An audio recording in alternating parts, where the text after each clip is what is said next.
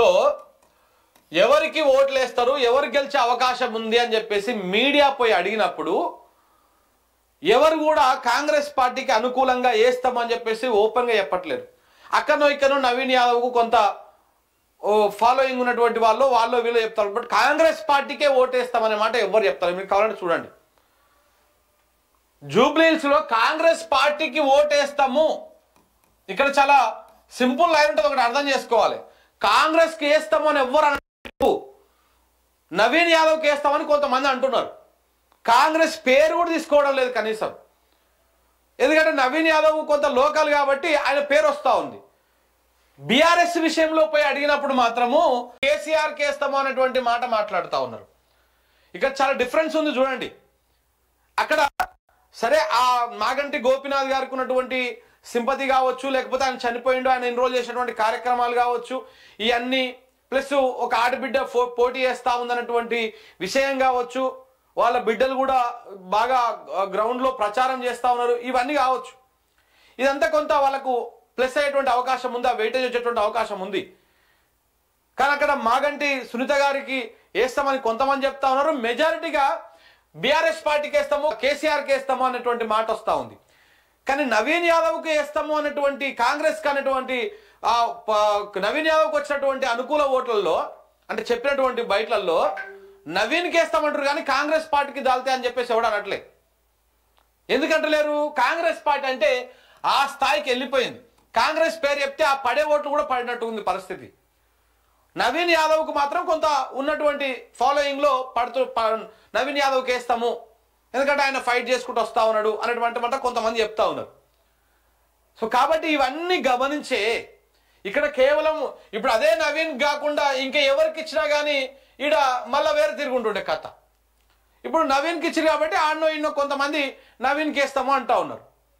కానీ మెజారిటీగా బీఆర్ఎస్ పార్టీకి వేస్తాము, కేసీఆర్కి వేస్తాము, సునీతకి వేస్తామని చెప్పేసి పబ్లిక్ బైట్స్లో వస్తున్నటువంటి మాటలు చెప్తా ఉన్నాను నేను. మీరు ఏ ఛానల్ బయటలను చూడండి, నా మాట అబద్ధం అయితే మీరు పోయి కాంగ్రెస్ పార్టీకి వేస్తామని ఒక్కరు కూడా అంటలేరు. కేవలం నవీన్, ఇటు బీఆర్ఎస్ కేసీఆర్, ఇటు సునీత.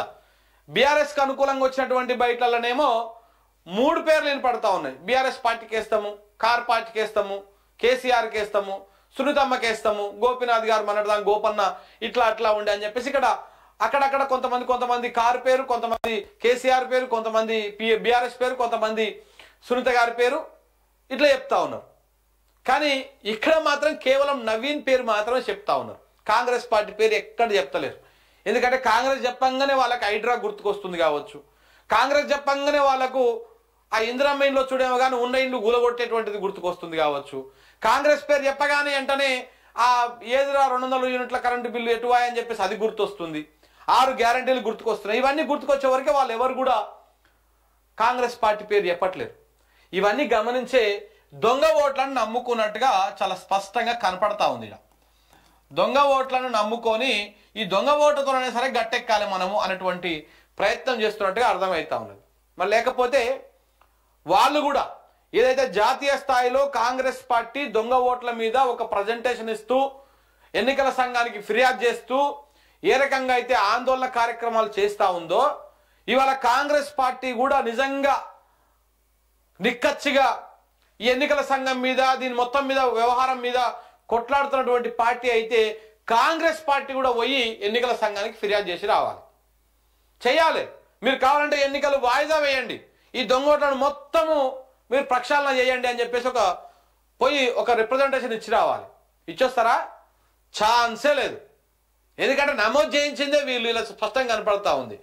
ఈ ఫేక్ ఓట్లు నమోదు చేయించినటువంటి ఇండ్లు ఏవైతే ఉన్నాయో ఆ ఇండ్లు మెజారిటీగా కాంగ్రెస్కి అనుకూలంగా ఉన్నటువంటి వాళ్ళ ఇండ్లు.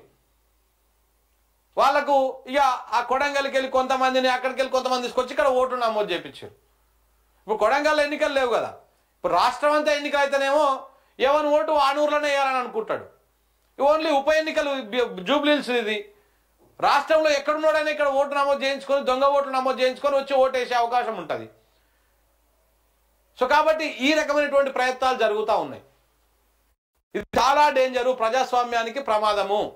సో కాబట్టి కాంగ్రెస్ పార్టీ కూడా వెళ్ళి అయ్యా మొత్తం దొంగ ఓట్లే ఉన్నాయాడా, మీరు ఈ ఓట్లని ఈ ఓట్లను తొలగించిన తర్వాత ఎన్నికలు పెట్టాడని చెప్పేసి కాంగ్రెస్ పార్టీ కూడా చెప్పాలి.